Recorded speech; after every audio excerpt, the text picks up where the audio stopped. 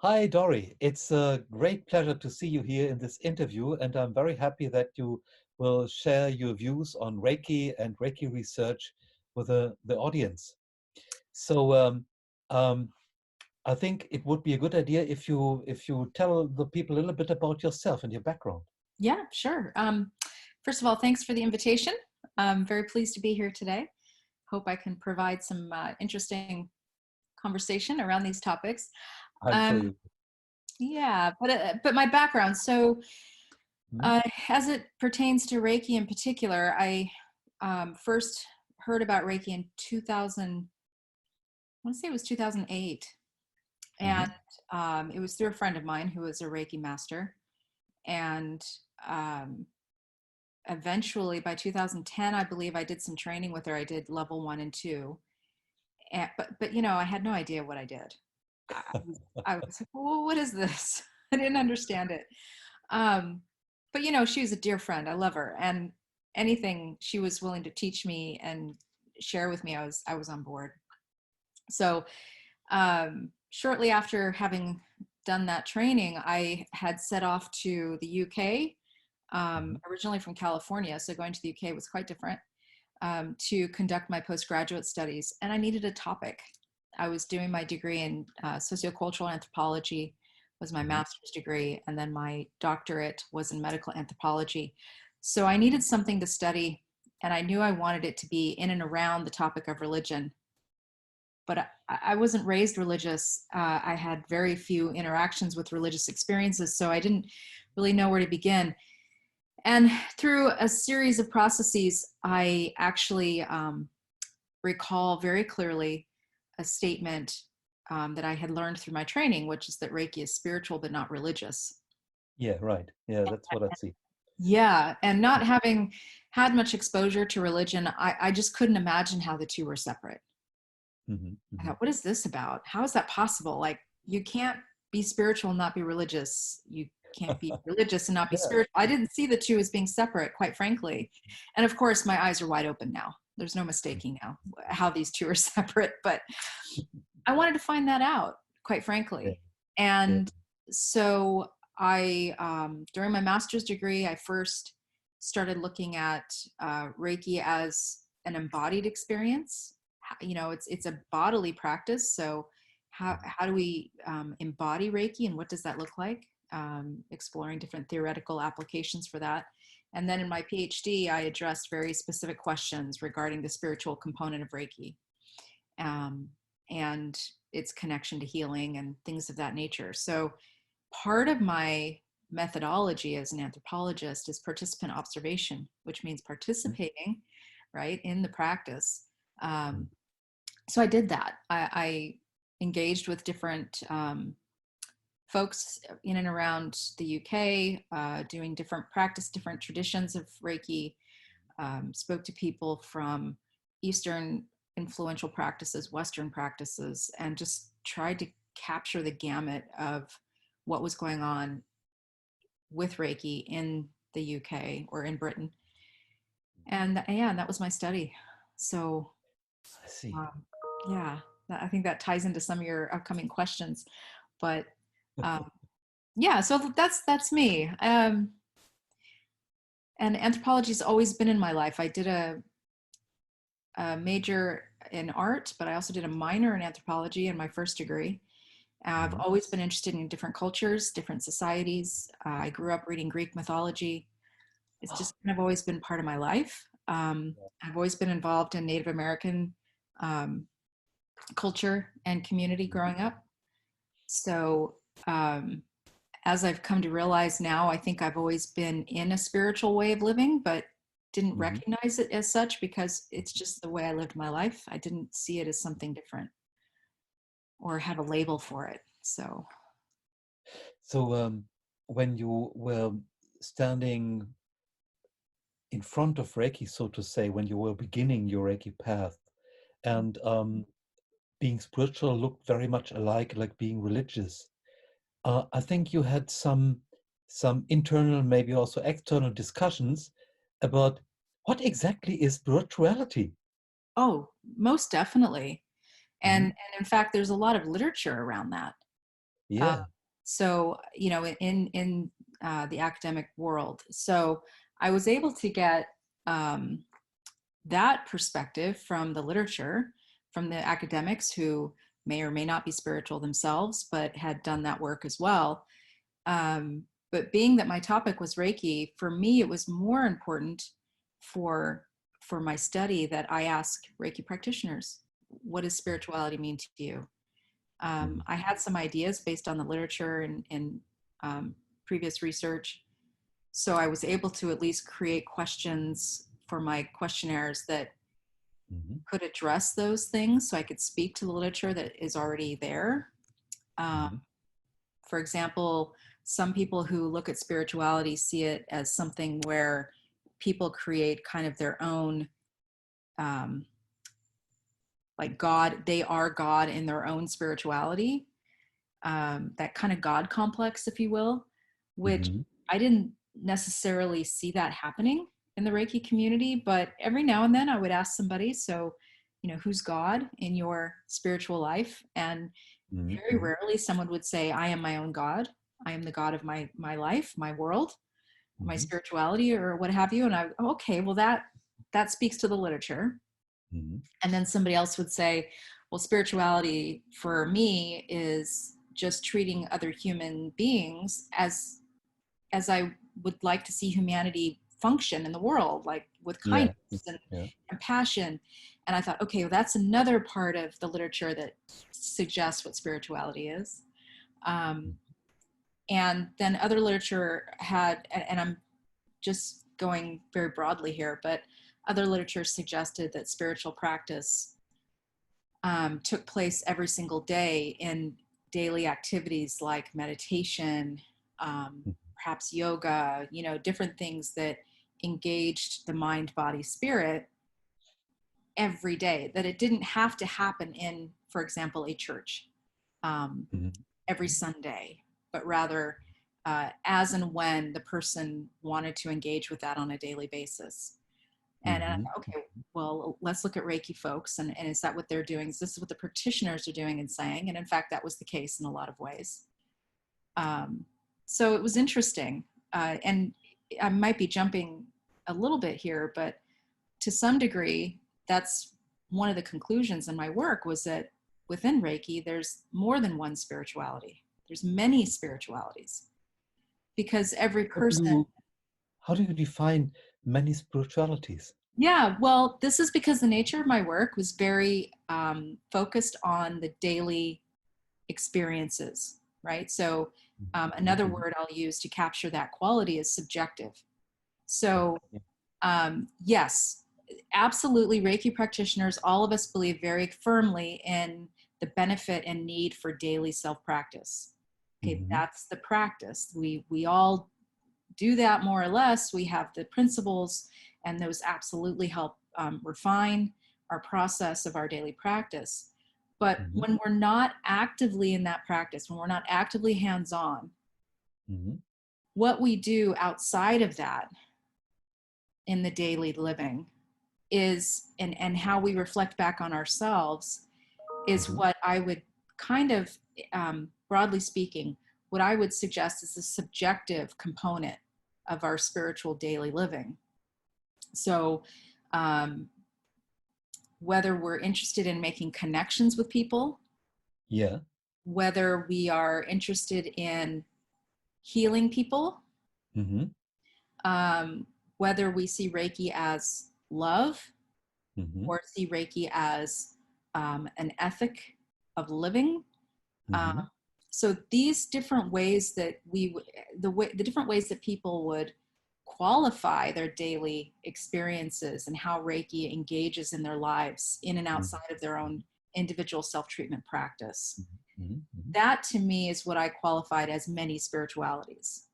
Um, and I'll add a little more to that. So some Yeah. people didn't just practice Reiki, for example. Mhm. Some Mhm. people were very devout to Kabbalah practice. Some Mhm. people went to church every Saturday. Some people didn't believe in church and God at all. Um, Mhm. so all these different things help shape and inform how they would talk about their spirituality and how they engaged with it on a daily basis.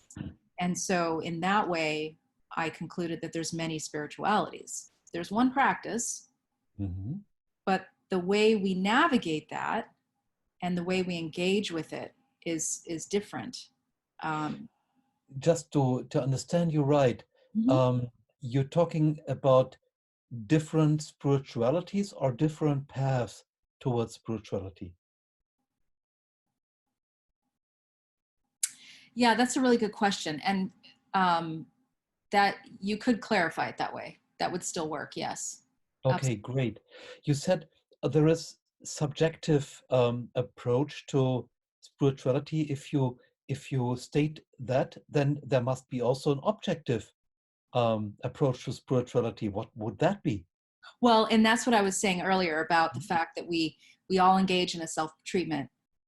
We have Ah, we okay, have the principles.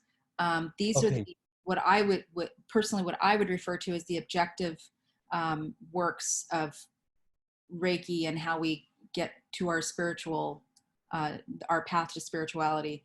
Um, some people, depending on the practice, for example, Reiki Genkai Do also has another way of engaging with the principles. Um, Hmm. it's a mindfulness technique that they can use as well. So there's these different, like, distinct practices or traditions within the practice that I would consider the objective component. Hmm. And of course, the And training. the training, okay. And does, in your opinion, exist some, let's say, common ground for what people call spiritual? Yes, Mhm. spirituality is definitely something that is internal to oneself. Like So, the organs, I'm sorry? like the organs. Yeah, like the organs. It's something we do for ourselves as a way of nurturing and cultivating ourselves into what we consider to be who we really are. Okay. Hmm. Another way, and I'm sure you've heard this expression, but spirituality is a way of identifying and finding grounding in our authentic self. That's a, a, Hmm. a phrase that we hear a lot within Reiki circles and spirituality circles. Uh, Hmm. you know, it's spirituality is about being grounded, really. At the Hmm. it seems to me, based on my work, that people practice spirituality in order to explore not just themselves, but how they connect to the world Hmm. outside of themselves. But first and foremost, it's that internal component. So, if I understand right, spirituality for you is also a kind of communication. Yeah, yeah. There's definitely well, yeah, in two ways. There's definitely a language that's Hmm. specific to the spiritual community. Hmm. Um, I find myself what I call code switching a lot, Hmm. Hmm. depending on who I'm talking Yeah. to to communicate these ideas. Um, and then there's also the communication of, um, we don't just use language to communicate, but we also use body language. We use, Yeah, sure. other ways of communication. And I think even that is something that's very distinct. Yeah. Yeah, the embodied way that we engage with one another. Do you think it's possible to practice Reiki without spirituality? I mean, yes, you can put your hands on yourself, you Hmm. can say the principles, Hmm. but I think what connects that objective practice or part of the practice to the subjective is doing it with intention to Hmm. actually want to um, connect with something, Hmm. not just with ourselves, but with something um, that that has meaning for us in our lives. I mean, that's the Hmm. other part of spirituality is finding meaning in life. Yeah. Yeah. And some people find that meaning through Reiki practice. Some people find that meaning through a devout photography practice. They love photography. It's where they find meaning in life. Everybody finds meaning somewhere. Uh, Yeah. And that's another, if you will, definition of spirituality that we could talk about. And for folks who are involved in Reiki, Mm-hmm. just doing the self-treatment, just saying the principles in and of itself does not lead to spirituality, but finding meaning in those things. Mm-hmm. That's based on my work, and what I've come to find is that's where it connects to the spiritual component. Keeping this in mind, do you think that there are some things you could recommend Reiki masters to do to walk the master path, which in your opinion are essential? Oh, that's a big question, Oh, Walter. yeah. um, I don't know. I think what my answer, the answer I want to give, I think perhaps could apply to anybody, regardless of a Reiki master or level 2 or Okuden, Shoden, whatever levels you want to talk about there. I think so one of the things that I've really found absolutely fundamental Mm-hmm. is interpreting or understanding the principles as a way of walking through your daily life in a Mm-hmm. way that, um, and this is kind of a loaded statement, but what I think embodies Reiki practice, or what it means to Mm-hmm. be a Reiki practitioner or a Reiki master. And that is, you know, do not worry, do not anger. They're very important principles, but it Mm-hmm. doesn't mean we can't worry or that we can't be angry. The important part is to understand where it's coming from Mm-hmm. and to do that work. That's the other principle, right? Do the work of understanding what's at the root of those issues and addressing them and dealing with them.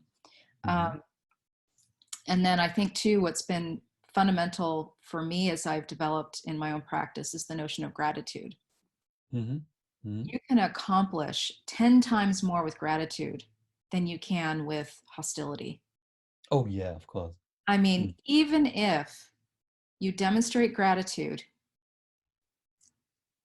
and even if you don't get what you want in the situation, people will remember you Mm-hmm. because you always demonstrated gratitude first. And they'll always remember you in a good way. Not that that's important, ultimately, but it means people can rely on you to behave in a certain way and to Mm-hmm. have a certain calmness. One thing a story one of my Reiki master friends that I worked with in my research told me was that people had started to come to her professionally and personally because she was always the calm in the storm. Okay. Wow. And I thought that was really interesting. And she definitely related that to the fact that she was so prolific with her Reiki practice. And she was a Reiki Mm-hmm. master and she'd been doing it for 20 plus years. And there was just that calmness that was about her. And it's always stuck with me to this day. And the other thing she said too, and this feeds back to our conversation we had just a minute ago about religion, is she used to say that for her, she thinks that Reiki was a path and a doorway for people to find religion if they didn't have it. And I thought that was interesting. Okay. Um, So there is a way to do Reiki as a religion. well, no, not as religion, but to find religion. So for Okay. her, it might mean reconnecting with her Christian Ah. belief Mm-hmm. prior Mm-hmm. to Reiki.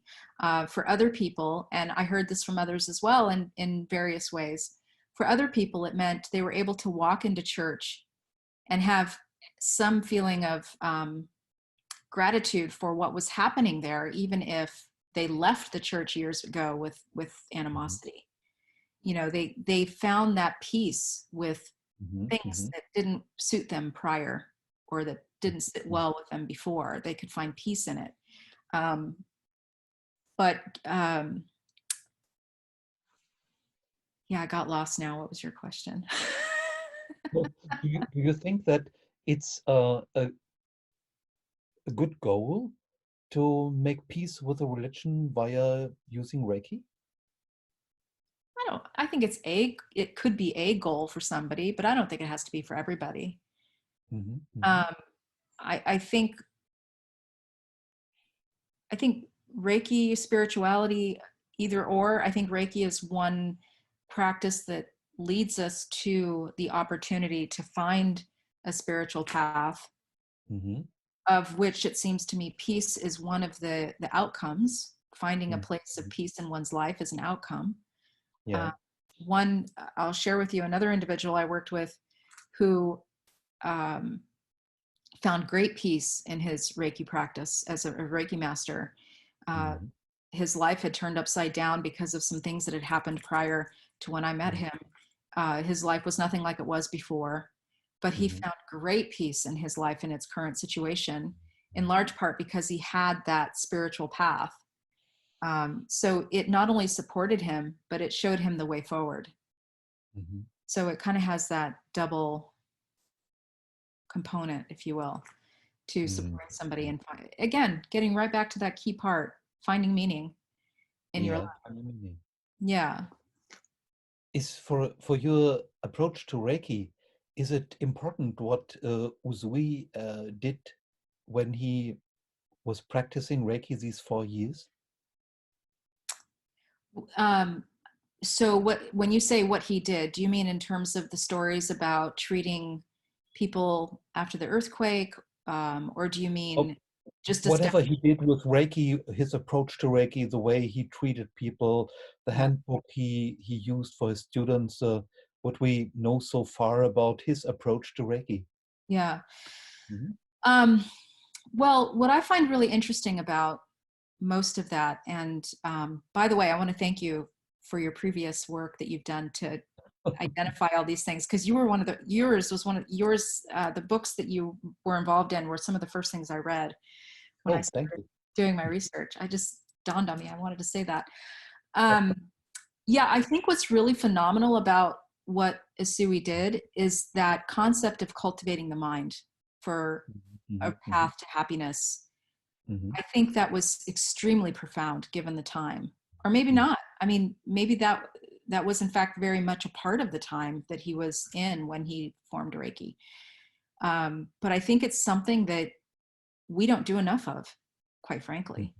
We're not, very few people are interested in cultivating their mind. They're more interested in cultivating their careers, their Yeah, families, yeah, pocketbook, absolutely. their success, whatever that looks like.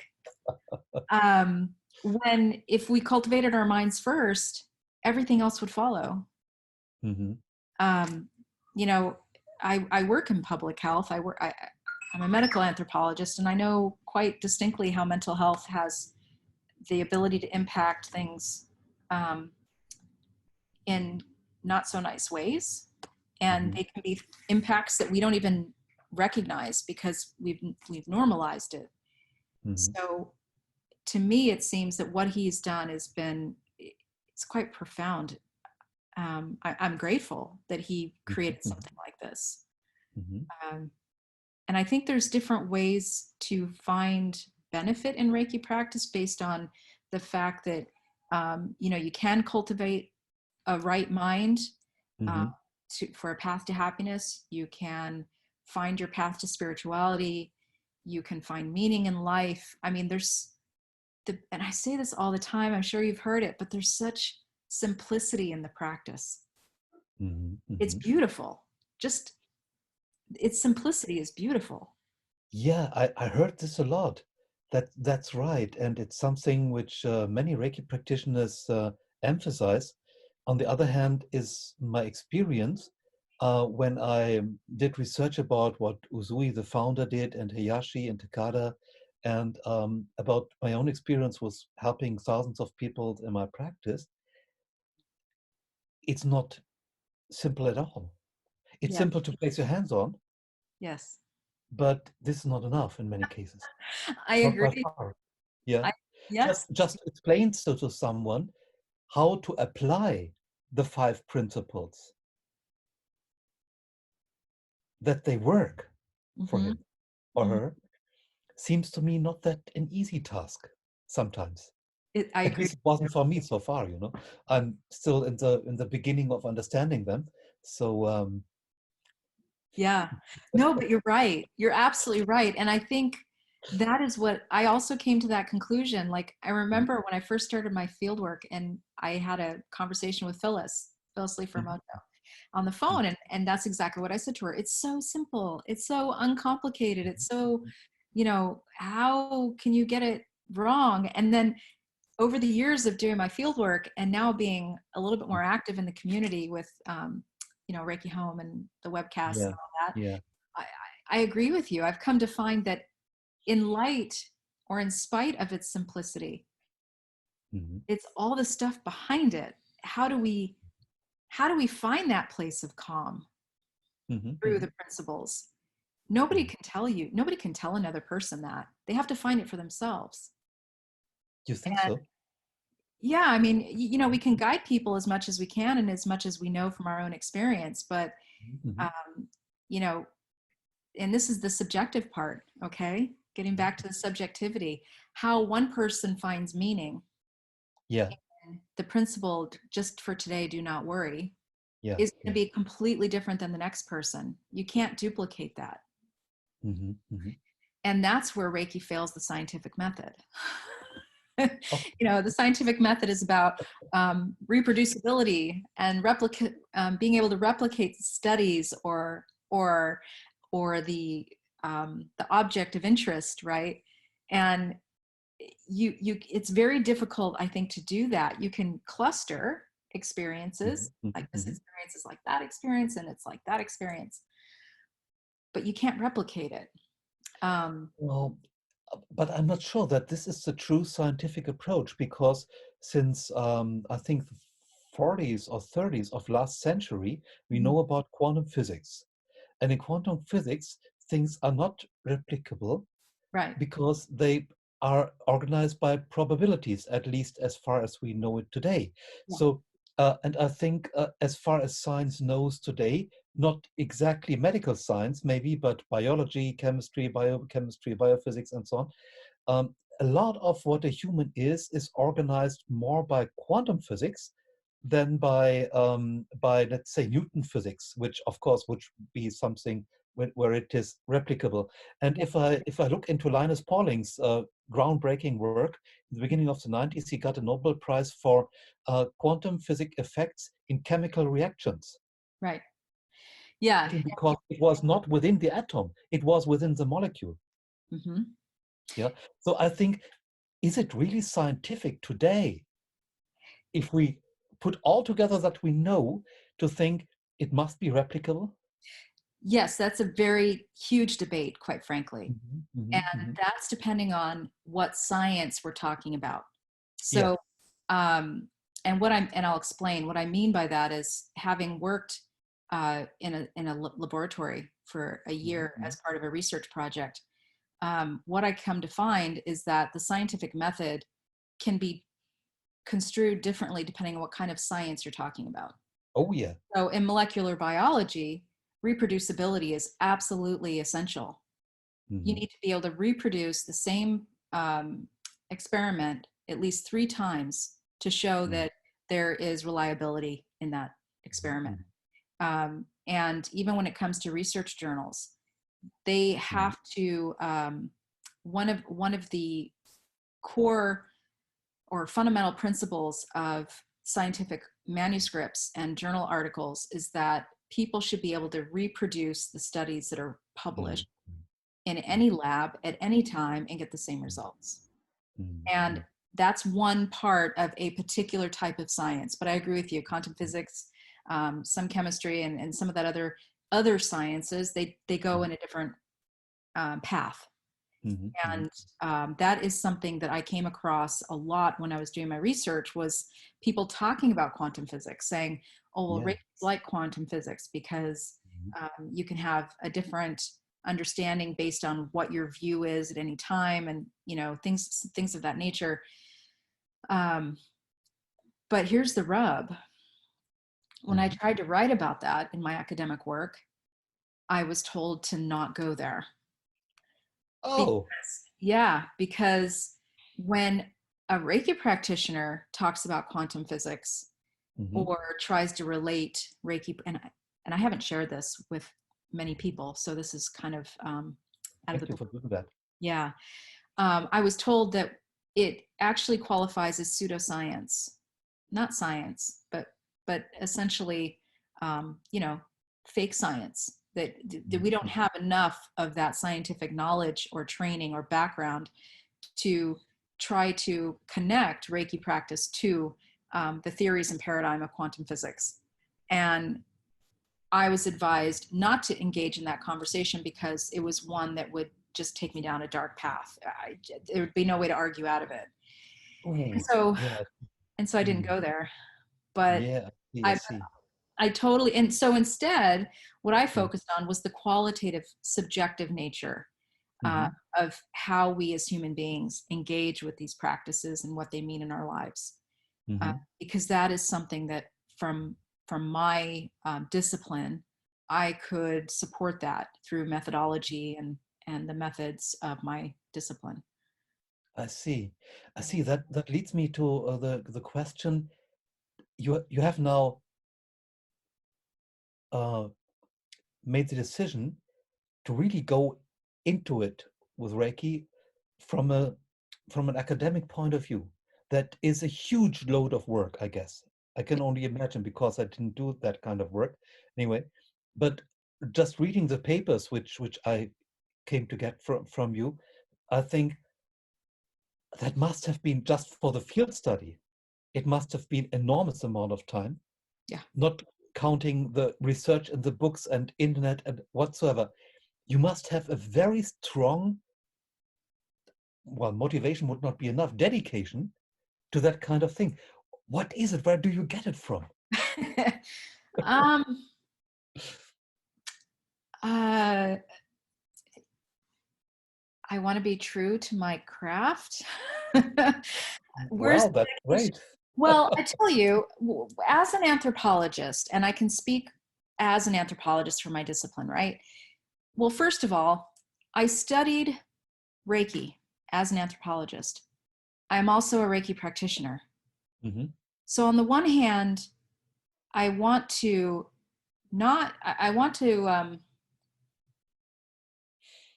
um, I want to be true to my discipline and Mm-hmm. present my field of study in a way Mm-hmm. that is true, not true as an outsider, but true from the perspective of the insiders, the people that I was working with. I want their voices to be the ones that are heard in my study. Okay. Um, and being a Reiki practitioner, part of my dedication, as you put it, was, and I'll give you a little background here. One of the things that motivates me when I was growing up in California after, I mean, I've shared with you before my German heritage as well, but Mm-hmm. after leaving Germany, coming to California, I got heavily involved in Native American culture. And Mm-hmm. I'll go back to Reiki in a second, but let me just segue this story. Please do. Yeah, so I got very active in Native American culture. I competed in the powwows. I was a dancer. I was following a lot of the um, stories of the colonialism that took place and the reservations and the tribes being lost and decimated. And I was reading a lot of work by people who had interviewed prominent uh, Native American leaders during the 1800s. One book Mm-hmm. in particular that really spoke to me was a book, Black Elk Speaks. Oh yeah, of course. And so I grew up with this like from the age Mm-hmm. of 12. And when I set out into my adult life, I continued going to powwows. I continued going to different events with that were um, planned and organized by the Native American community. And what I found was, as people saw me, of course, as a white person, which they should, I am, but Mm-hmm. what they didn't see was my dedication to the culture. And Mm-hmm. so I had to decide quickly, around the age of 19, I think it was, because I had that time I'd gone out to Montana. I was going Mm-hmm. to traditional powwows. I was on the reservation.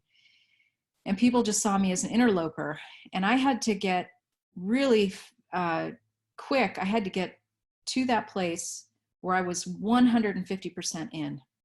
If I was going to be taken seriously, if people were going to respect what I was doing and what I was Yeah. trying to accomplish, I needed to be 150% dedicated to this life and this lifestyle, Mm-hmm. because it meant a lot to me. I grew up with it. Yeah. I don't Sure. know how to explain it, but Mm-hmm. Mm-hmm. um, and that for me has been a huge learning experience. And I think I came to my research on Reiki in the same way. Uh, Really? Wow. I was not only studying Reiki as an outsider, but I was a Reiki practitioner on the inside. And Mm-hmm. so, in one sense, I really needed to do this 150% all the way through. If not only did I want my community to take me seriously, but I wanted my discipline to take me seriously. I see. Mm-hmm. Yeah. So I think that's where that comes from. Yeah. Yeah. It's very personal and very, very adorable uh, motivation, I think. Yeah, Yeah. because it's so true. It's so much you. Yeah. Well, You know? and adding to that, I also read a lot of literature. Oh my gosh, this one Native American philosopher, I can't remember his name now. I don't know how his name escapes me right now, but I read a lot of his work as well. One of the reasons I didn't go into researching Native American culture is because I knew of the animosity towards anthropology, because there was so much Mhm. anthropology on Native American culture during the 1900s that, Yeah. for the most part, I'm generalizing here, so forgive me, but for the most part, Native Americans were like, no, you're an anthropologist. You want to study our group? Heck no, get out of here. We don't want you here. We'll study ourselves. We don't need you. I And see. I Yes. respect that. Yes, sure. Having said that, this one philosopher, Native American philosopher, he used to say all the time, listen, if you're going to take knowledge away from our community, and if Mm-hmm. you're going to build a career on that knowledge, then you need to give back. Mm-hmm. You can't just take our knowledge and benefit from it and never do anything for us who you took it from. And I took that to heart, and I thought, okay, I studied the Reiki community. I've taken this knowledge. I've written a book. I've written articles. Um, how do I give back? And Mm-hmm. um, one thing I did while I was still in the UK is I was volunteering at a Mm-hmm. mental health day clinic. I was providing Reiki to Mm-hmm. some of the folks there, trying to give back. But additionally to that, that wasn't to the community directly, but that's also what led me to participating in Reiki Home. Ah, okay. Yeah, Yeah. Reiki Home is a very interesting institution. Yeah. I mean, it could have been, quite frankly, it could potentially have been anything, Mm-hmm. but through the different networks and the people that I am involved with, that connection became what knocked on my door. And so that's kind of where I got involved. And I've been, hopefully, I've been trying, and hopefully it's working. I've been giving what knowledge I gained from my research, and I'm trying to create, trying to help in that way Mm-hmm. Mm-hmm. by continuing to support Reiki Home and its development. So, Mm-hmm. and maybe in the future it'll be something else. It I don't know that it'll end just with Reiki Home. It could be anything else. Who knows? We'll see. Mm-hmm. Still a lot of years ahead of me.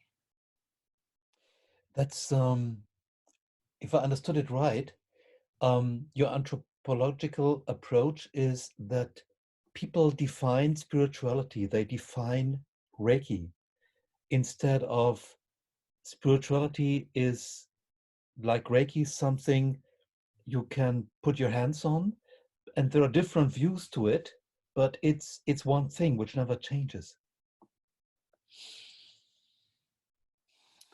Well, in terms of defining, Hmm. um, yes, academics are constantly defining things.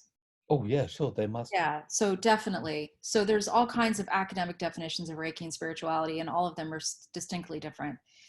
Um, and likewise, people define things for themselves. I think we do that because we're human. As humans, we do that. We do that anyway. Um,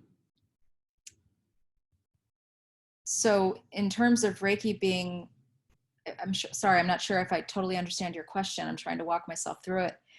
But in terms of Reiki being defined as hands-on or Mm-hmm. spirituality, I mean, I think it's all those things, you Mm-hmm. know, and depending on where we are, I think our environment can also dictate how we define it. Mm-hmm. For example, people who are in hospitals doing Reiki, they will define Reiki in a different way than they might do if they were in a class with 7 students teaching Reiki 1. You're talking about Reiki the energy or Reiki the practice? Oh, apologies. I was talking about the practice.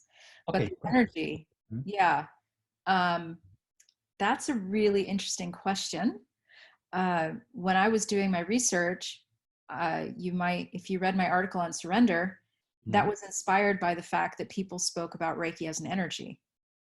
Uh, Mm-hmm. and usually, when outsiders who know nothing about Reiki hear us say Reiki, they think we're talking about the practice, when in fact, half the time we're probably talking about the energy. You know, so and I thought it was important to make that clear to other academics who might follow my lead or might do Mm-hmm. research after me on Reiki, to say, hey, you know what, there's different kinds of Reiki here, Mm-hmm. and don't put them all in one basket. So Yeah. um, but yeah, so Reiki energy is interesting. Definitely when I was doing my field work, Reiki as the energy was defined as um, a myriad of things, really, you know, universal energy, some Is God this a energy. definition? I'm sorry. Is this a definition? Um,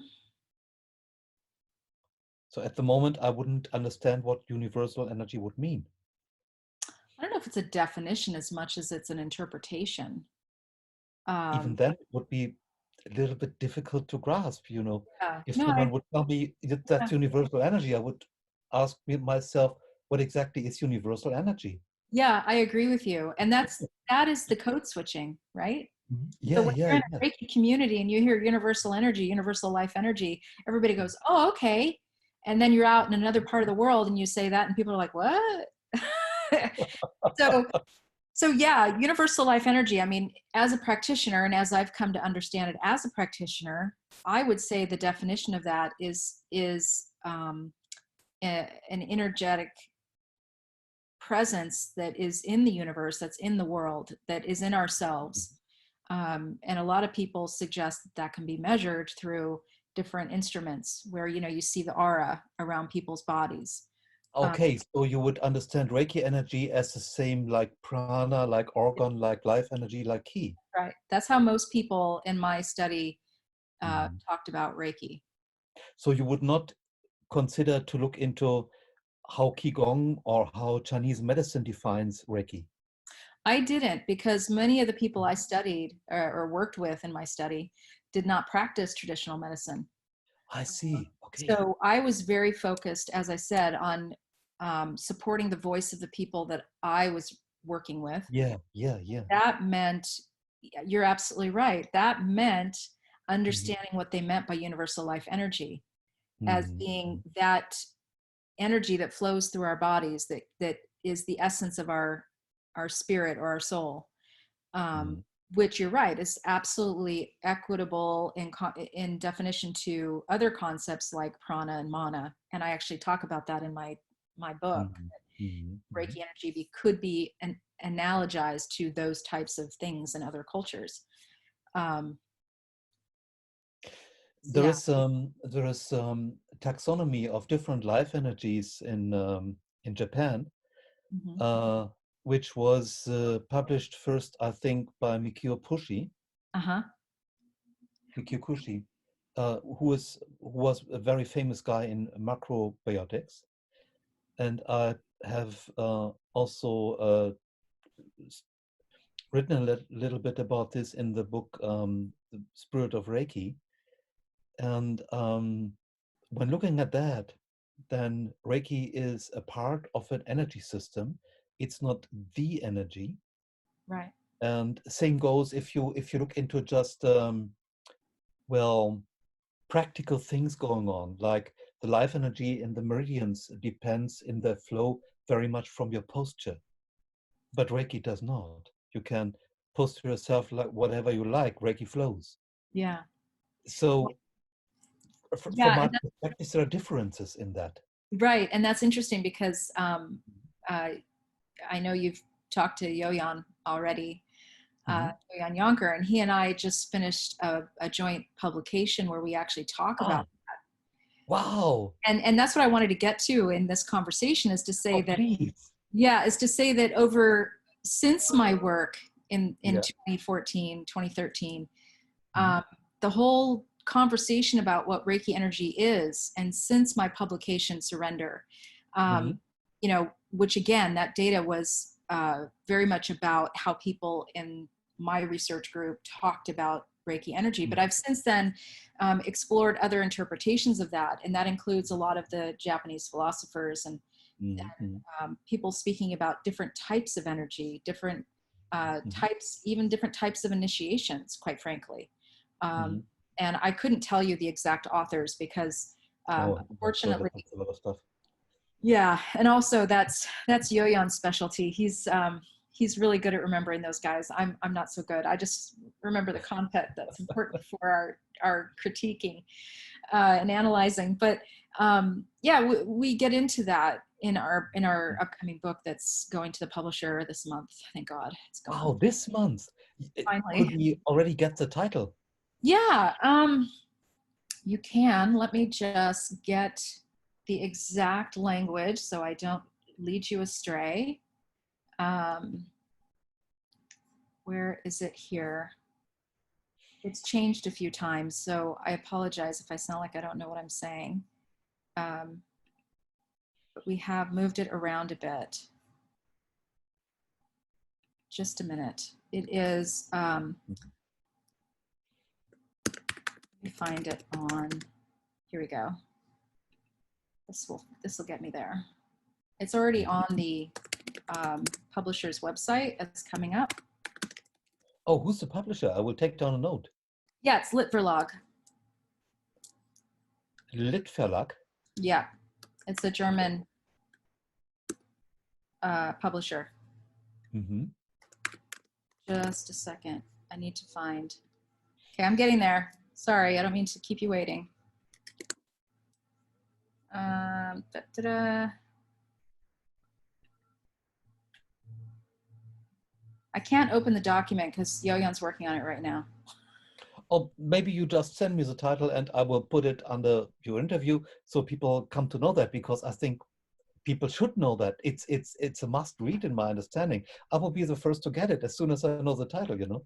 Yeah, I know. Right. Absolutely. Okay. When you did so much research in the Reiki community in England and around, were there any points where people agreed in a way or another regarding their experience with the Reiki as a method and Reiki as the energy? Yeah, I mean, definitely. I think a lot of people, and I will get back to the title. Don't um, don't worry. I'll get you to the title. I'm going to open up an old version of the document so I can read it to you exactly as we have it now. As far as Reiki as a method versus Reiki as an energy, a lot of people appreciated that I made that distinction. Mm-hmm, mm-hmm. And in fact, you may have come across some of my writing where I am very clear to say that I write Reiki with an uppercase R to demonstrate the method practice versus Reiki lowercase r and italicized, because in English writing, we should italicize foreign languages Mm-hmm. to demonstrate the energy, or, you know, Reiki as how we define that component of the practice. Mm-hmm. And yeah, a lot of people have appreciated that distinction. And to be honest with you, I really did that not so much for the Reiki community, but for the academic community. Well, yeah, they should know in detail. Yeah. And I don't know that I think it's the nomenclature of speaking about those two things in that way, I think has made more of an impact in the Reiki community and the academic scholars who are also practitioners than it has Mm-hmm. done in the academic community. Because, you know, people who aren't Reiki practitioners, for example, Mm-hmm. because I really think that that there still is not a lot of research taking place on Reiki, you know, That's right. Yeah. and so I think until more research is done and where those people actually read my work, you know, it might be a while before that takes off. But I'd like Mm. to think that that it's the case. Okay, Walter, I found it. Ha. Okay, so the title that's promoted right now on Lit4Log is Reiki Practice and Surrender, and the Okay. subtitle is An Intersection of Body, Spirituality, and Religion. Okay, that's Reiki practice and surrender. Yeah.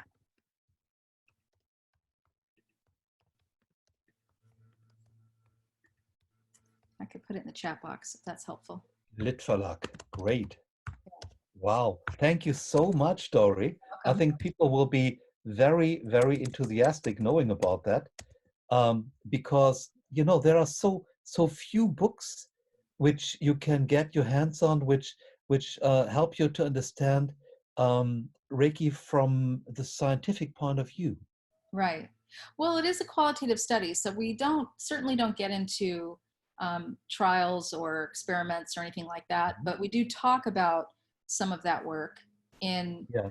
in kind of exploring how research on Reiki has shifted from does Reiki work question mark to Mhm. how does Reiki work question mark. Yeah. And we see that shift taking place in a lot of the quantitative work and experiential work on Reiki practice, where Mm. before it was, does it work? And now it is, well, okay, we have some notion of the fact that it might work, but so it's interesting, getting back to the scientific method, Mhm. there's, I wrote about this in my book, that Reiki practice is one type of paradigm of Mhm. how Mhm. to view the body, how to view um, how the body heals, how the body engages. It's more of what I talk about as a more of a traditional medicine rather than conventional medicine, where conventional Mhm. medicine is a different type of paradigm. And each Mhm. paradigm approaches its practice in a completely different way. Oh yeah, So sure. how do the two talk to one another? Mhm. If yeah, so what is it about what's happening in Reiki practice that's making things do what they do? And some would argue, well, it's touch, and we all know that touch has an influential effect. Exactly. I think there is a new science being built around that since the 80s, I guess, psychoneuroimmunology, Yeah. which gives you a lot of interesting insights. But on the other hand, even if you don't touch people, if you just hover with your hands in the air above the body, you will have these kind of effects. Well, and that's where and this, getting back to your question about Usui and his development of the practice, this whole Yeah. idea of cultivating the mind, Mhm. Mhm. um, I think in to some extent, a lot of what we're doing is about the mind, even if we don't touch. We're Mhm. Mhm. showing we're showing compassion for somebody. We're showing somebody we Yeah. care about them. We're Yeah. giving them time to Mhm. to be present in the moment. And Mhm. I think those things, and this is me speaking as a practitioner, certainly I didn't speak to this in my research, but Mhm. um, I did actually hear from one Reiki client during my research who said, I asked him, I said, why do you go to a Reiki practitioner? What do Mhm. you get from that you don't get from Mhm. other conventional medicine or practitioners? And he said, I get attention. I get an hour with somebody whose sole purpose is to focus on me and my needs. And he Mhm. said that is the true patient experience that we no longer Mhm. get in conventional medicine. But do you think that is unique to Reiki? No, I don't. I don't. But I think, again, if we talk about the interacting or interconnected components of Reiki and outcomes, if we talk about Reiki practitioners, and I won't say this is all of them, okay, but for Mhm. those that achieve that place of calm in their lives, that place of peace and that grounding, Mhm. I think people recognize that. That gives them that space to just breathe and to just relax. And I don't know if other therapies have that component in their practice, you know? Uh, Well, I think about osteopathy, craniosacral massage, and Feldenkrais or shiatsu, certain kinds of that, or just psychotherapy when you do relaxation exercises, you know. mhm, yeah. But I think So, too, when somebody else is in the room, that you mhm, know, you have people react off one another. yeah, of course, There's that sure. what I call that intersubjective component. Hmm. And Hmm. I think when you're in the room with somebody who's, you know, grounded, Hmm. calm, I think that puts you in that space as a client, um, Hmm. where you Hmm. feel you're getting that attention maybe that you don't get elsewhere. And Hmm. you know, what do we do when we're in that space? We come into our own bodies and we start Hmm. to recognize where we're tense and we relax and we do all Hmm. those things that we don't normally do when Hmm. we're in other spaces and other people's environment. Um, I so, see. so yeah, you could likely get it from another practitioner in a different practice. So, so in a way, Reiki, seen from that point of view, is like getting conscious about yourself and getting in contact with someone without having the necessity to do the regular talking and um, Mhm. nice these things. You just can be yourself, right? Yeah, and let loose. I mean, I don't know about you, but I've Hmm. given Reiki to some folks, provided a treatment where they just get so relaxed that they finally feel all that tension in their bodies and they cry. Yeah, yeah, They just yeah. have a total meltdown. And I think it provides them that opportunity. And again, I'm not saying Reiki is unique in this way, but I think it's something we can all share that we've all Yeah, experienced of as course. practitioners. Yes, yes. Um, and, you know, they just, for the first time, they have that chance to just come into that relaxation space and, Mm. you know, Mhm. non-judgment and just have a total, um, yeah, let loose on what's been keeping them tense.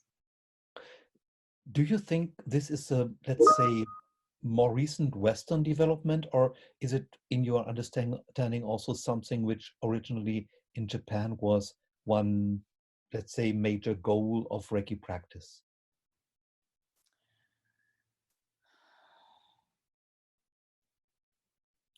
So if I understand you, you're interested in knowing if I think this was the major goal of Reiki practice from the beginning was to, No, no, no, no, no. right. Uh, whether, uh, whether, in your understanding, this has come up when Reiki came into the Western world, this approach, Oh, or mm. that it already existed, not as the only thing, of course, in Usui's or Hayashi's times.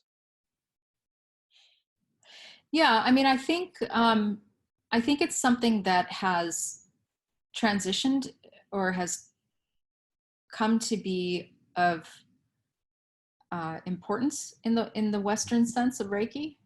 Hmm.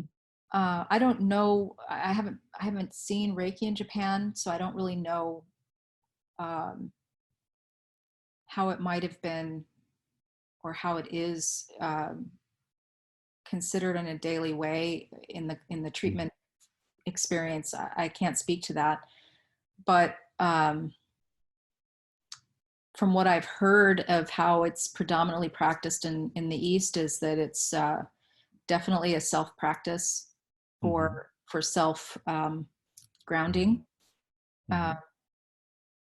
so yeah, I think in the West we tend to adapt things into what's meaningful for a Western Sure. lifestyle. So yeah, I think there's going to be some variation there for sure. Mm-hmm. No doubt about that. But what those are exactly, I don't know that I could speak to it concretely. I mean, one of Hmm. the things I've learned is that, for example, the idea of having a daily spiritual practice, like being Hmm. Hmm. spiritual in your daily life, Yeah, is yeah, something yeah. that's not, it's not a Western idea or ideal. It's Hmm. something that is definitely um, something that everybody does more so in the East. And Hmm. I mean all of the East. I mean India. I mean, you know, Yeah, yeah. Malaysia, all the East. Having Mm. a daily spiritual perspective on life is something that they do as almost an obvious part of their daily living. So Mm-hmm. obvious that they don't feel the need to talk about it. Yes, that Right? can be sometimes disturbing a little bit. Yeah, yeah. And I think in the West, we just, we don't have that way of looking at daily living as a spiritual practice or act, right? That's hmm Yeah. So I think for people in the West, we have to, um, yeah, we have to be more clear about that in some way. definitely, definitely.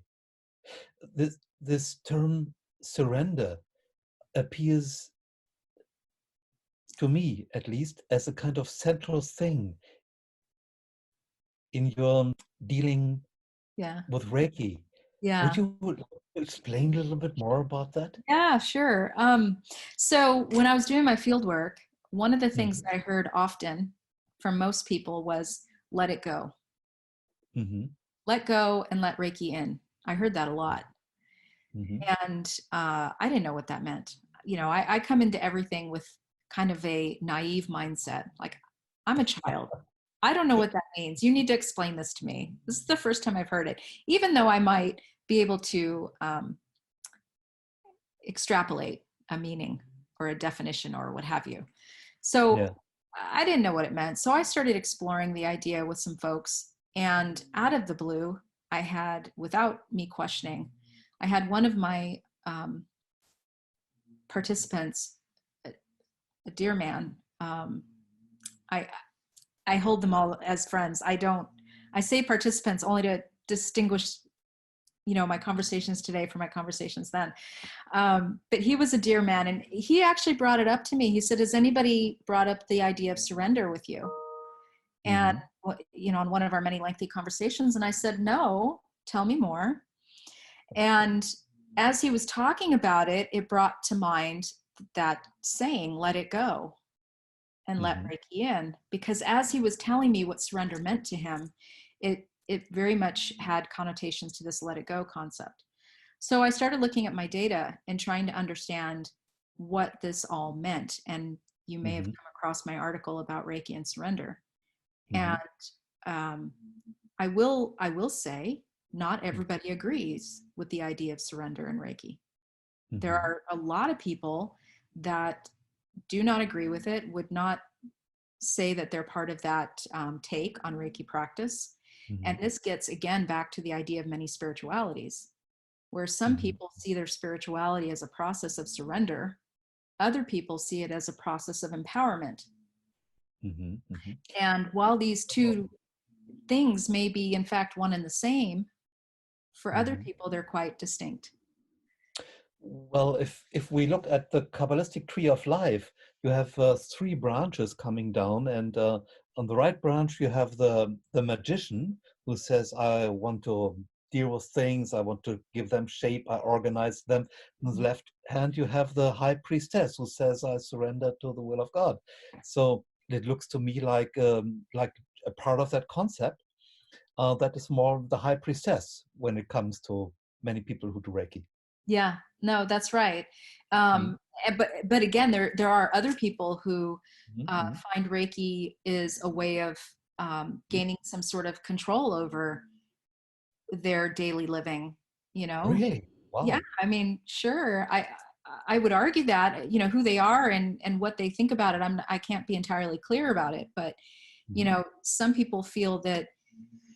Um, so again, let me get back to the notion of surrender. When I was critiquing this idea in Mm-hmm. my work, I had to ask the next question, well, what are we surrendering to? And this led me to the notion, oh, well, of course we're surrendering to Reiki. Let go, let Reiki in. We're surrendering to Reiki energy, or the concept of what Reiki energy is, or whatever the case, however people want to define that. So then I had to say, okay, what are we gaining? What's the outcome of surrender? Mm-hmm. And that brought into this conversation of agency, which at the end of the day, means having the will to take control and be in control. Mm-hmm. Um, and so, yeah, talking about that, it was very involved. It was not a simple conversation. I had to talk about, okay, so what are they gaining from surrendering? What are they giving up? What are they gaining? And where's the power differential? You know, if you talk about control and you talk about giving control, then where's the power? Who has the power in this equation? Agency is about power and control. So it was a very complicated conversation to have in a manuscript, much less in person. I think so. Yeah. But a lot of people equated the notion of surrender to the idea of throwing the white flag in war. I give up. I give everything. I give over everything to you, the victor. And those are the folks who see surrender in that way that don't agree with that concept or the notion of surrender in Reiki practice. And that's perfectly fine. You know, I certainly don't make claims that my work is generalizable to everybody. But even if I can talk about it in a way that at least people see the validity of it, but maybe don't agree with it, then that's fine. You know, that's the nature of qualitative work. Absolutely. Yeah, not everybody has to agree. But it was a new perspective that certainly was not representative of the literature on Reiki. I didn't see it before in the Yeah. Reiki literature. What, in your opinion, is the benefit of surrendering, and what is the challenge? Well, the benefit for some, as I learned from my participants, was that they were able to redefine their ideas of success. Ah, that's interesting. Yeah. Very interesting. Yeah. So, you know, in the West, we always cling to these universal ideas of success: big house, nice car, great job, lots of money, yearly holidays, right? But what if you never achieve that? So how do we redefine that in a way that allows us to find peace in our lives, that allows us to find meaning in what we do have? And sometimes, as I found it for the folks that I worked with, surrender was one way to do that. Surrender was one, not that they set out to achieve that by surrendering. That's not what they set out to do, but that was the outcome for some. That reminds me a lot to the idea of bowing to the Tao in Chinese Taoism, you know? Okay. Yeah. Where people say, well, Tao has its ways, and the only thing we can do is deal with what we got. And so if we allow Tao to take care for what we are doing, what we're experiencing, then we will walk the right path. Yeah. And it's an interesting perspective. And what do you think is the major challenge when surrendering or trying to learn to surrender? Well, I think it's a personal challenge. I mean, much to the benefit of the folks that didn't agree with the notion of surrender, I would say, well, why not? You know, and most of them responded in saying, well, because I'm not giving control over to anybody. And then, okay, well, what's your idea of control, and do we ever really have control over anything? That is important, because how Yeah. could I risk to lose control if I don't have any? Right. And I think that's a philosophical, it's an existential question. Oh yeah. Oh And yeah. that is the fundamental challenge that comes with the notion of surrender. And I don't think everybody has to come to a conclusion on that. You know, I don't think it's necessary. But for those people that do speak to surrender, I think, you know, for them, they were able to answer those existential questions for themselves for whatever rhyme or reason. You know, I mean, for me, I think it was, on a personal note, I thought it was interesting because I've certainly been told in my life, even before Reiki came into my life, I've been told, you know, you can't control this by people who I respect, you know, and when they tell me that, I just go, oh my gosh, you're right. Mm. and all the stress just goes away. And you think, okay, then what can I control? What do I have the ability to move in a direction that I want it to go in? Mm. And, I think when you come to that conclusion, things just go smoother. That's right. Yeah, that's Yeah. right. And it's not to say that everybody, like I said, not everybody has to do that. Yeah. Um, but in my experience and in the experience of those that spoke about surrender and letting go, they certainly could see the benefit of that. Mm. Mm. That there is peace coming then. Yeah, yeah. Mm. And you start to see what the priority is, rather than Yeah. something that's, yeah, not helpful. Getting from having to being in a way. Yes, that's right. I've heard once from a Jewish woman. She was a survivor of the Nazi concentration camps. Mm. That she, after a lengthy period of time where she tried to get rid of all these bad effects of what has happened there, she understood she has only one power, only one thing to control. That is, she decides whom to forgive. Powerful. That was something when I heard that. Yes, Still makes me think. yes, Hmm. very powerful. And for somebody like that, Mhm. surrender may not be her thing. Maybe not. But um, because she still holds on to this idea of having control on something. It He said depends. he was released when forgiving. Hmm. Yeah, That was her ultimate healing. yeah, that's amazing. Absolutely. Dori, when you talk about surrendering, I think there is a power in that Hmm. if you surrender. Because if you surrender to something divine, you are, well, aligning to divine. Is Hmm. it the understanding you have? Yeah, for some people, yes, there was that idea, and that's where I talk about Reiki energy as an external authority. And I don't Okay. mean it in the sense that Reiki has authority over our lives. I don't mean it in that sense at all. But this was a manuscript that was written for a religious contemporary religion journal. And so to some extent, I had to use language that religious scholars could understand. So again, that code switching, right? Oh Um, yeah. yeah. Mm. So what are we surrendering to? What are Mm. we letting go of? What are we letting in? We're letting in Reiki. And if we're letting in Reiki, then what is it? It's not internal.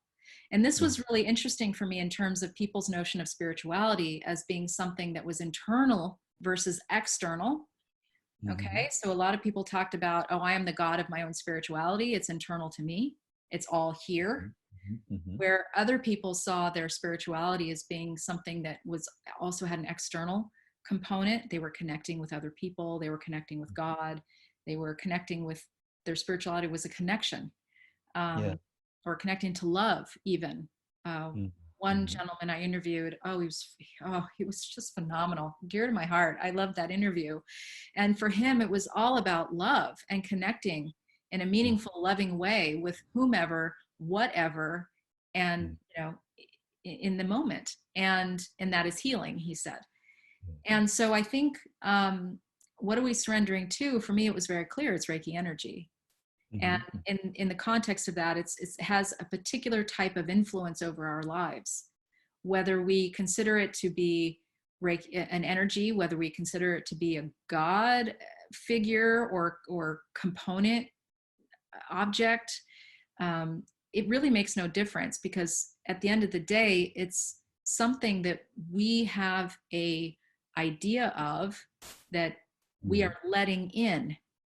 Mhm. And by letting in, we are making decisions based on what it's telling us, right? So Mhm. a lot of Mhm. people would say, Reiki is telling me what to do, Mhm. or Reiki Mhm. is guiding me, or something. So it has an agency. And that's where the authority notion came in. Well, if it has an agency to speak to us and that we can hear it, then it has to Mhm. have some sort of power in and of itself to Mhm. to leverage. And in that way, I had to speak about Reiki energy in context of the notions of mana and prana, because there have been other studies done on particular practices. For example, the Ifa practice in Cuba of divination, where the deities actually um, have a certain agency to manifest themselves to the diviner. And Mhm. in that way, I talked, talking about the study that looked at the agency of the deity in Mhm. how it's manifested and the power it has. I was Mhm. able to analogize that with Reiki energy and talk about how through the practice of Reiki, practitioners are able to manifest this energy in a way that Mhm. it speaks to us and we hear it, and we then make decisions and surrender to that, or take the advice, or however you want to talk about it. Mhm. um, yeah, so that was my manuscript in a nutshell. Yeah, a fascinating point of view. Thank you for sharing that. Yeah. Dori, would you have some recommendations for someone who says, I want to know about spirituality. You talked so much about spirituality. I would like to read about that. Would you Mm. have, let's say, 3 books as a recommendation for someone who says, I want to know more about that? What is spirituality? Oh yeah, okay, that's a tough one. I actually I'm did. sorry. No, it's good. I actually knew this was coming. But, part of the trouble for me is that I've read so much academic work on spirituality and less layman work on spirituality. Less, uh, I don't care. Whatever you yeah, think is good. yeah. So I had to do a little soul searching on this. Oh, But today, asking me today, my answer would be probably very different from what it would have been, 10 years ago. Um, so, so I've read other stuff in the past, but I've left it so long now I don't even remember the authors, but they were interesting works. Today I would say, getting back to what I mentioned earlier, Black Elk Speaks. That one is still yeah, very near and dear to yeah. my heart. I pick that up often. Mm, I got that book when I was 16. Oh my mm, gosh, mm. 30 years ago. And I still look at it today. Yeah. Another uh, work that I've come across that I find very interesting is Brene Brown, Hmm? her work on vulnerability. I Oh, think, yeah. Oh, yeah, marvelous. I have not, I cannot put her down. I, Hmm. I, I don't read her books as much as I watch her TED Talks. Yeah, Um, and the TED Talks are brilliant. mhm. Yeah, and I think there's a lot to be said about understanding the notion of vulnerability for in, providing meaning for a spiritual practice. Absolutely. You know, that you mentioned before that you were reading about the Greek mythology. And there is this demigod, Chiron, who was wounded by his good friend Heracles, not on purpose, and had to suffer infinitely, but cannot die because he's a demigod and he cannot get rid of the toxin. And in astrology, we have this planetoid, this small planet, Chiron, and it shows in the horoscope the greatest weakness, the wound which you can never heal. But at the same time, it shows you your personal access to divine, to wisdom, to your healing abilities. Yeah, And I think, wow, what a trick of the creator, you know, to yeah, put these kind of things together. But if you think about that, when you are very vulnerable, the skin is very light, you know. So maybe it's easier for divine to get access then. I don't maybe, know. yeah. Or Yeah. or maybe it's also a moment for, speaking on the horizontal plane for a minute, Mhm, it's mhm. also the moment where we find divine in each other, Yeah, you know, absolutely. where Yeah, the person recognizes that vulnerability and says, okay, I'm going to treat you gingerly and tenderly right now. I'm going to, yeah, yeah, respect yeah, that yeah, vulnerability and not attack you in this moment. yeah. That's opening the heart, isn't it? Right. That's exactly what it is. Mm, And it's a two-way street. You can't have vulnerability without somebody recognizing that and feeding yeah, into it. Right. yeah. Um, so yeah, Brene Brown, I think, is amazing. Another book I read recently, and this may sound really out of left field, but it's a book called The Hidden Life of Trees. Oh, yeah, It's a scientific study written about trees, yeah. but it's written for a popular readership. Mm-hmm. And for me, what was instrumental in this book is how the trees nurture one another through the roots. Mm-hmm. And to me, that spoke volumes about what spiritual practice is about. Mm-hmm. Mm-hmm. By being in a spiritual community, by practicing spirituality, we are nurturing one another and we're networking ourselves through a series of roots. Yeah, And yeah, using it as an analogy for that, I think it's a phenomenal read. I yeah. don't know that it's good for somebody who's just day one, working on Mm-hmm. Mm-hmm. understanding spirituality, but maybe, at some point into the future of their transformative work, I think reading that would be really interesting. Yeah, I think so. Plants are so great teachers, isn't it? Yeah, yeah. Mm-hmm. Well, and one thing I have learned by working with the folks at Reiki Home, Mm-hmm. which, yeah, there's an interesting component to this, but we work in a regenerative model. Mm-hmm. And so I think the hidden life of trees is one way of understanding what working in that way means.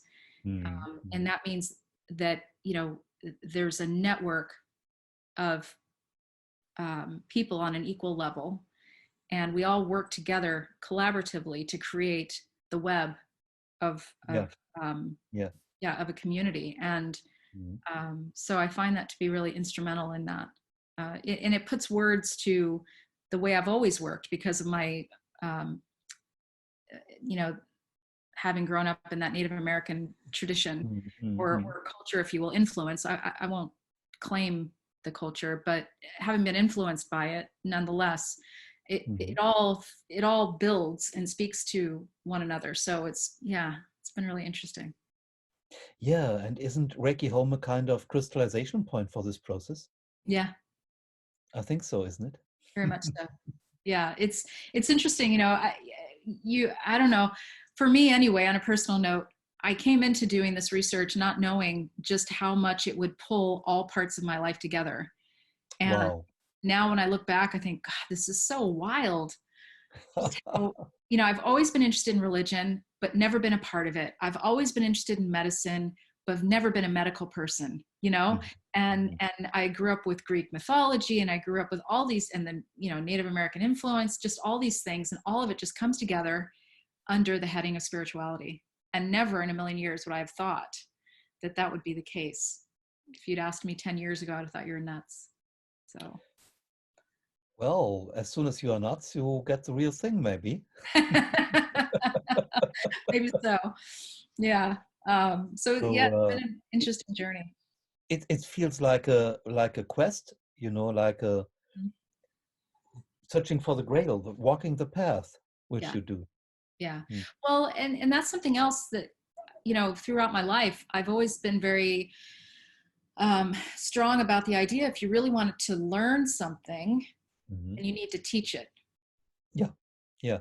I got my private pilot certificate, I could fly a plane, and Mhm. I didn't want to lose the knowledge because there was a time when I had to stop flying for a short time. So I became a ground instructor. So Oh, wow. in order to really stay absolutely on top of that knowledge and never lose it, despite my ability to get in a plane and fly or not, I thought, I'll teach it. And by teaching it, I actually learned so much more about Oh, yes. Oh, what I yes. was already certified to do, and so that's kind of interesting. So Mhm. yeah, teaching and doing at the same time, I think, are for me very important. Absolutely. I think when people get into Reiki mastership, it's a must to teach. To which extent, of course, is individually different, Hmm. but they would they would not get into something very, very valuable if they don't teach. Right. Yeah. Yeah, I Mhm. agree. And it's interesting when I was doing my research and talking to all these really wonderful people. one person said to me, well, why would you want to be a Reiki master unless you intend to teach? You know, Mm-hmm. that's the whole point. Yeah. And because at the time I was still, you know, level 2, and I said, well, that's a really good question. I don't know. You know, I'm not ready to teach. I don't know. I'm not ready to answer that question. Mm. But certainly I've superseded that now. So I guess so. that was a while ago. Yeah.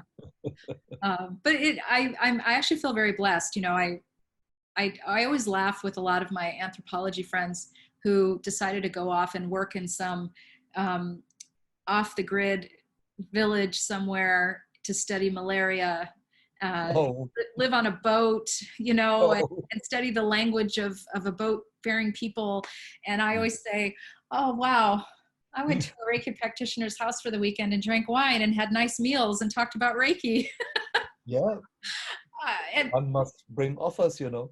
yeah, I mean, I had such a wonderful fieldwork experience, and I have Mm. met some phenomenal people who to this day are my sisters and brothers, and I would never, I don't know what I would do without having them in my life. So Mm.